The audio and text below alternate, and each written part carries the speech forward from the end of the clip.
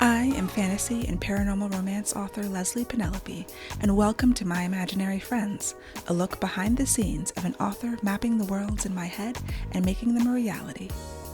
Hello friends, today is Sunday, March 5th, 2023, and this is episode 208 of My Imaginary Friends. I'm Leslie.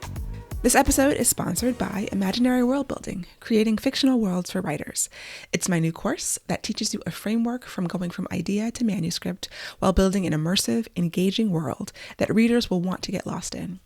Writers of all genres get overwhelmed with keeping track of everything they need to create an immersive world, and I've known plenty of writers who've spent months or years crafting really unique locations and cultures only to never finish the actual book.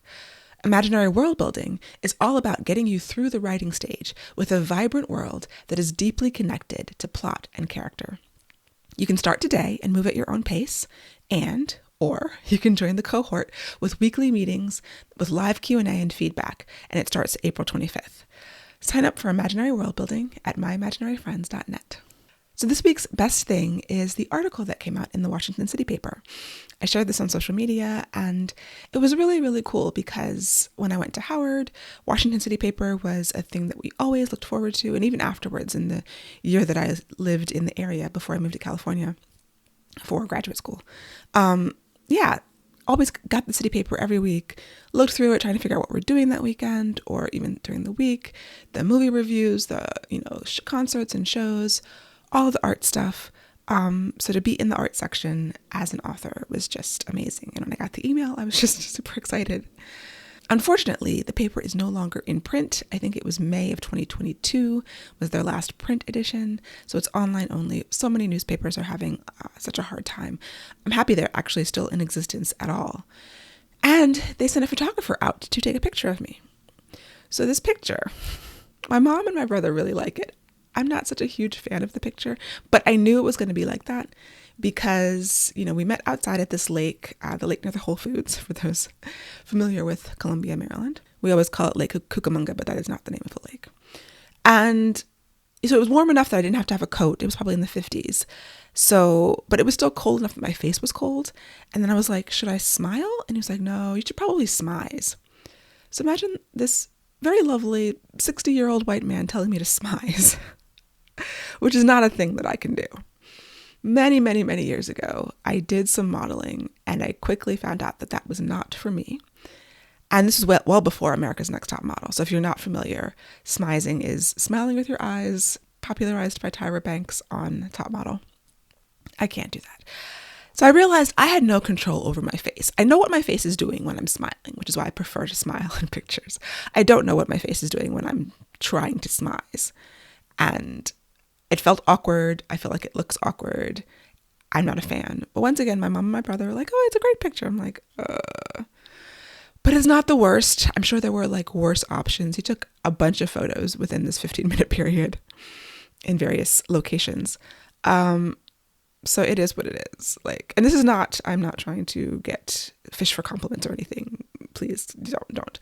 It's one of those things where okay, it's probably okay. It's not my favorite photo, but it's not the worst. It could have been a lot worse because the wind started blowing and my hair was everywhere. So I had to put my hair back because it was down initially.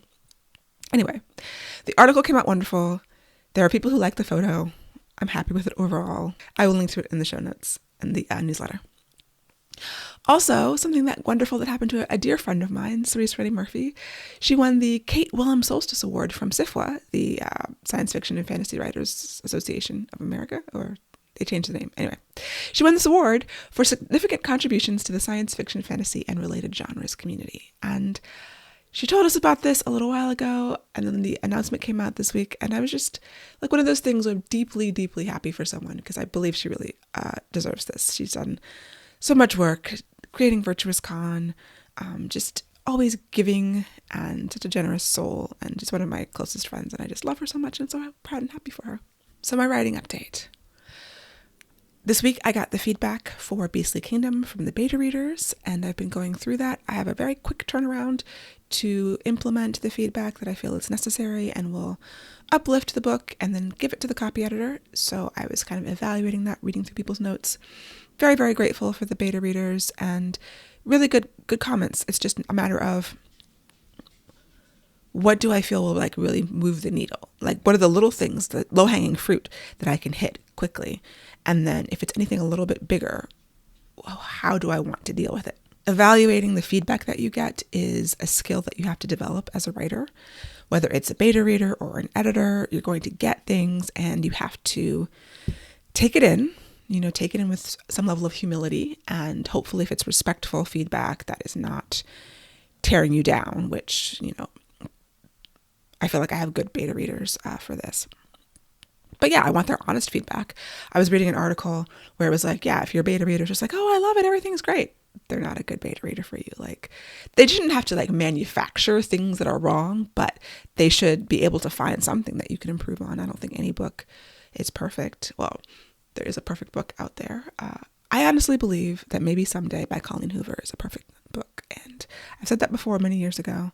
I don't talk about Colleen Hoover much anymore because she's now a big deal. And it sort of feels like, if you were there with the band before they were famous and everybody loves them and you're like, my point is taking feedback as an author is a skill. And so I had to sit with it. I had to kind of look across and see if there's anything that's echoed between multiple people. And at a certain point, and especially when you're writing with more aggressive deadlines, you have to be like, am I okay with this thing? Like, this thing, I agree, it's probably a thing I could fix. Either I don't have time or energy, or fixing it would take away from something I'm trying to do in the book. And I have to sit with it and be okay that if a lot of other people feel this way, which is very likely, I'm okay with that. I'm okay with seeing that in reviews if I choose to read reviews. And sometimes that's the right thing to do. Trying to fix everything that everybody sees as wrong is not the right thing to do. I do respect the time that my beta readers took to read and give feedback. And yeah, and there's a couple of things that I'm really thinking about and we'll be trying to implement. So that's going well. It's just got to get through it.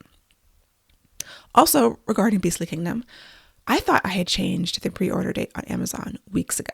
And I went in and I looked and it was still set for the end of March. And I was like, so apparently there's like an extra button I had to click that I did not click. I thought I had clicked it, or I clicked one button and not the next button, whatever. It hadn't been done. I did it this week. So Amazon people, if you pre-ordered it, you'll probably have gotten an email about the pushing back to April 28th, the new release date. Yeah, I was kind of scared because I was like, I know I went in like weeks ago when I think when I first sent it to the beta readers, which would have been the beginning of the month or sometime in February. And it was just like kind of scary that I thought I did it and I didn't. So I have to double check everything now. I think the other retailers are okay. It was much easier on Draft Digital, and I haven't checked Google Play yet, but I don't know if there's even any pre-orders on Google Play. So yes, make sure you click all the buttons and double check the date. Regarding The God of Silent Tears, I've been doing some good work. I got to a chunk or a section where I could take a big chunk of draft 1 and just massage it. So I'm in the middle of that. I'm taking a few days off because I have to do Beastly Kingdom. And well, I worked on it on Friday. I'm not working on it this weekend, and we'll have to see how Monday goes. Definitely be back to it by Tuesday. And yeah, it's still going well. This week I was planning the interstitials.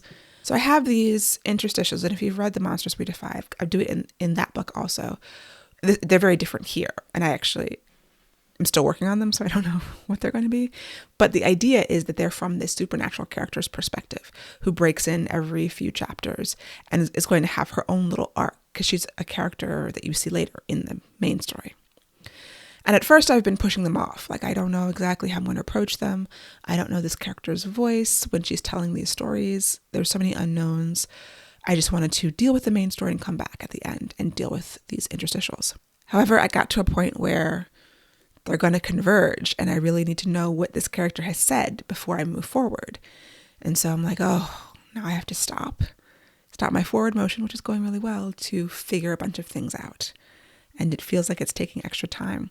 It would take probably the same amount of time. I would just do it at the end when I'd finished something. And I guess if I'd finished the main storyline, I would have that sense of accomplishment that would push me into this section. But I really need to get more clarity on this section before I can actually finish the main storyline. So got me a little bit nervous. And part of it is that I know this character as the supernatural character. I don't know how she's going to relay what I want her to. So I want her to tell stories of the past, of things that have happened, and connect them to the present and to her own little mini character arc. And I just have to sit with that and spend some time brainstorming. And I started by going into onestopforwriters.com, doing a mini, not a character profile, they have a character arc progression worksheet on that site. And so I did that, just trying to get in touch with what she wants, what she's afraid of. She's running from something, and I know what that is, but what is her plan? I might have to actually go into the worksheets I have for the course and do that, because some of those actually would be helpful here. That is a good idea. That kind of stopped me. Everything in the main storyline is pushing forward, and I know all of this stuff already, but I didn't know. And I'm the kind of writer that has to know a certain level of this kind of stuff, these emotional, internal arc stuff, before I can write the external stuff. And just because it's going to be voicey, I'm trying to make it quote unquote voicey, give this character just a unique perspective. So voice is part how they speak, but it's part how they look at the world and what they notice. And really, they're telling these stories, but how? What is their perspective on these stories? What is their agenda for telling these stories? And again, who are they talking to? Who are they telling the story to? This is first person. They're both of these narrators in the book are first person. And those are the things that I think about for that. So yeah, that is the work of writing happening. But as I mentioned, I am starting to feel stressed. We are a month away from the deadline for this book, and it's on track. It's good. I'm halfway through. I had 2 months. I got through the first half in 1 month. I have even more, in the second half, chunks that I can take from the first draft and just massage them. There's still a good amount of new words, but it'll be okay. I just have to do it. So I've been trying to really manage my stress, which I've been thinking about for a couple of months, knowing that I get to this point and I start having trouble sleeping. There were a couple of nights where I was waking up every hour, but I put some things into place that have been helping. So sleep is not so bad, not having the insomnia. So I've just been making sure I'm exercising a little bit more, whereas I was doing like 4 days a week pretty consistently, sometimes 5. I'm trying to push it to like 6. Maybe even 7. And one of those days is just like a yoga day. So it's not like intense exercise, but doing something, because exercise helps. Lots of like breathing, doing kind of box breathing, or even there's different kinds of breathing. So box breathing is like, I think the same number of, like you count, like breathe in for 4 seconds, hold it for 4 seconds, breathe out for 4 seconds, hold it for 4 seconds, and repeat. Then there's the breathe in for 4 seconds, hold it for 7 seconds, breathe out for 8 seconds. There's all these different kinds of breathing. And there's actually an episode of the Andrew Huberman podcast on breathing that I started listening to. I still haven't finished any of his podcasts because they're like anywhere between 2 and 5 hours long. But if you breathe out longer than you breathe in, that is a de-stressing way to breathe. And I got that far in the podcast. So I've been trying to do that, like breathe in, hold, and then breathe out for longer than I breathe in, taking down some of the anxiety. Also, I started tapping, which I've done before, and you can find these tapping videos on YouTube. That's how I started. There's an app that I have also, and I was like, I wasn't going to pay for the app, but I decided because I need it. I need like as much help as I can get. I paid for the app. It's called the Tapping Solution.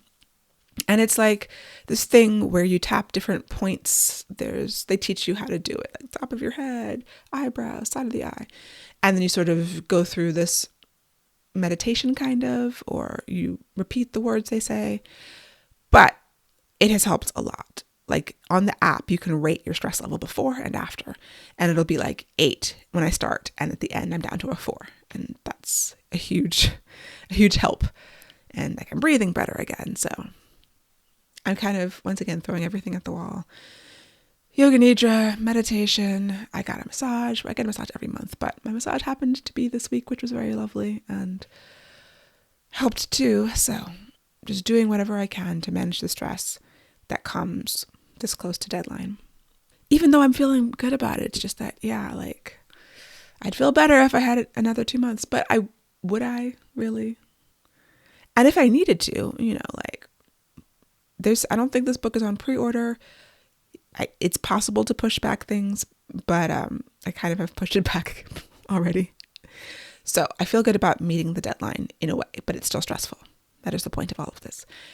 And yeah, part of being a healthy writer is managing the stress, doing everything I can to stay healthy. And, stress is a killer. Stress is very, very bad for you. So, although there was another article, and if I can find it, it's in my database, my Second Brain database, about, I think it's going out in the Footnotes newsletter anyway. This idea that we should only ever feel good feelings, that feeling anxious is wrong or bad, and it's something that we should always try to avoid, which isn't possible. The idea that your mind should always be peaceful and there's something wrong with you for being anxious, that is just not a way that humans can be. So this was a really good article. I think it's on a Buddhist website or something. Yeah, tinybuddha.com. But it talks about these widespread, commonly held beliefs that actually make your life worse. It says, experiencing anxiety is unpleasant. There's no denying it's a painful experience, but it's our beliefs and mental commentary about anxiety that cause most of the suffering. The fact that we think it's awful, that we hate it, that something's wrong with us. And so that commentary turns that feeling, which is natural, into suffering. And another quote, as long as you believe that certain thoughts are bad or wrong, that they shouldn't be there, and that there's something wrong with you for having them, you will continue to suffer. Not so much from the thoughts themselves, but because of your beliefs about them. And it has different ideas, different other false beliefs. I thought that this was pretty helpful. And yeah, I definitely am susceptible to that. Like, I know physical stress takes a toll on your body and it's bad for you. But it's natural for me to be feeling anxious and stressed out because of the situation, and not just work stress, like life stress is happening too. And all of those things, of course, I'm going to feel bad. And there's nothing wrong with trying to, ameliorate those things and find ways to be healthier and manage them. But I shouldn't beat myself up because I'm in this state of mind, which is a very natural place to be. Now, I think like actual anxiety disorders are probably a different thing, but just I feel like it was talking about regular life stressors and how to understand that you're not going to be peaceful and happy all the time. Life is tough, and that's part of it. That's actually part of the beauty of it. Like, you get through the tough times stronger, having built muscles that you didn't have before, that were weaker before, and then you overcome them.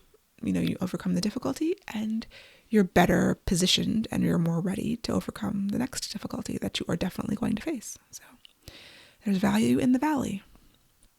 Recommendations for this week. I've started watching Poker Face, which is on Peacock.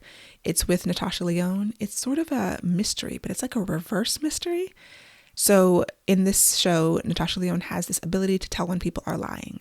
And over the course of the show, she every week she solves a different mystery. She's like goes from place to place. But the twist of the show and the format is that the murder is always at the beginning, and you know who did it. The audience sees it happen. And so it's about her entering the situation and her figuring out and proving it. And it's just a twist on that normal procedural, because I've also been watching Castle, the show that was on for like 8 seasons with Nathan Fillion as a thriller writer who assists the NYPD on solving murders. And it's very procedural. It's always the same, which is very comforting in a way, which is why it's enjoyable, and it's why probably it lasted for 8 seasons. But it's just, the murder always is at the beginning, but we don't know, that show always starts with the body in the beginning. Then the cops get called, then they investigate, then they find the killer. And it's fine. It's like the way all of those shows work. The fact that this one is different is refreshing, but it works. Because when my brother was telling me about it, I was like, so you already know who did it at the beginning? He was like, yeah, but it's still really cool. And it didn't make sense until I started watching it, but it works. I like it. And there's really great actors every week, a different cast of characters. So Poker Face on Peacock, I recommend that. I've watched the first 3. We also went to see Tar again in the theater. So I had seen it first, rented it, and my family went to see it. And after a bunch of people in the theater who stayed and were chatting about it, like a bunch of strangers, it's the kind of movie that you want to stay and talk about with people sitting next to you, like, what did we just see? And so me and my brother had seen it for the second time, and I enjoyed it a lot. So much to think about. And maybe just because he's an actor, I was a filmmaker, the film is just so carefully made. Everything, the sound design, every part of the lighting, every frame, really good. But I could definitely understand people not liking it because it's a difficult one. But I think it was very inspiring. I think it was helping me fill the well. Maybe that's why I felt like it was a very strong, well-filling material, because it's just so much creativity and so much care and love taken with that story. And I've also been reading Real by Kennedy Ryan, which is really good. It is contemporary romance about Hollywood making a film and this lead actress and the director who are not supposed to fall in love, but of course they fall in love. And I haven't finished it yet, but I've been advised that the dark moment is not stressful, which is one of the reasons why I picked it up to read it. I mean, Kennedy Ryan is, a wonderful writer, and so it's a very good book. I am enjoying it quite a lot. So, Real, check it out. And yes, events coming up. If you're in the DC area, March 18th, 2023, I'll be at Mahogany Books for a Black Woman in Fantasy evening with Veronica G. Henry and Nicole Glover. I'm really excited about this. This should be a lot of fun. We're celebrating Veronica's new release, The Quarter Storm. Or is that the first one? No, the new one is The Foreign Exchange.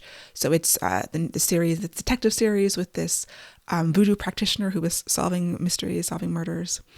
So that's going to be a lot of fun to meet up with those ladies in person. And then in April 1st, I'll be in New York at the National Black Writers Conference Biennial Symposium, moderating a panel. So that should be fun too. Lots of other events.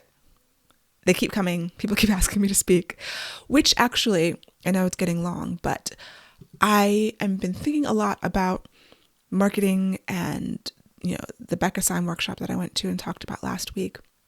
And also there's an article about quitting social media. I'm not going to quit social media, but I don't want to add to the noise. And I've been thinking about ways to just do my marketing more meaningfully for me and take the advice of this other article about creating your own luck by doing more things and telling people about them. I'm fine with doing things. Telling people about them is always the hard part. In this article that I read, that will be in the newsletter, in the show notes, this woman with a business quit social media entirely, very purposefully, and over the next 2 years made more money than she ever had, because she took that time, that, the opportunity cost, and diverted it to other means. And those means were more like person-to-person networking, more speaking events, more, I don't know if it was cold calling, which is whatever industry she's in, but personal connections, focusing on that, and the public speaking. And so I get a lot of speaking requests. I don't mind it. I actually like it, even though I'm an introvert. I do like talking in front of people. So whether I'm giving workshops for writing groups or presenting at conferences and things like that, I don't mind doing that. I enjoy that more than social media, although it's harder. And I think about, well, social media is free, but is it free? Because it costs time and it costs energy, and it takes away time and energy that I could be using for other things that I might enjoy more. And that if I become better at them, do less, but be better and focused, and be like, take my strengths and use them in that direction, could it have more of an impact? And thinking about that. So yeah, even though I'm not a huge fan of social media, I would like to figure out a way to do it in a way that is less noisy and adds more value. And I think the posts I was doing for Black History Month were like that. And kind of thinking about moving forward, how to keep that same energy, how to keep that same value and usefulness, and, the way that Joanna Penn thinks about her body of work. Are my social media posts part of my body of work? Because I think my workshops, the course, speaking, that is part of it. It's part of what I'm creating in the world and what I'm giving to people. So I think I just need to schedule some time to think about that. Schedule that thinking hour that I keep skipping, and just muse on that. Think about how I can do it better and more purposefully. So that is it for me for this week. My goals for the week: get this Beastly Kingdom, the edits made, keep working on The God of Silent Tears, keep pushing it forward, adding more words. I'm at 50-something thousand words. I closed Scrivener, so I can't tell you the exact number. And That's because I added a bunch that I have to still go and edit, but not a whole lot of new stuff. And yes, I will talk to you next week. I hope that you have a wonderful week. For episode show notes and to sign up for the Footnotes newsletter and get the show notes in your inbox, go to myimaginaryfriends.net. Subscribe wherever you get your podcasts and watch the video episodes on YouTube. Email me at podcast@elpenelope.com. I would really appreciate a rating or review to help support the show. And My Imaginary Friends is part of the Frolic Podcast Network. For more fantastic podcasts, go to frolic.media/podcast.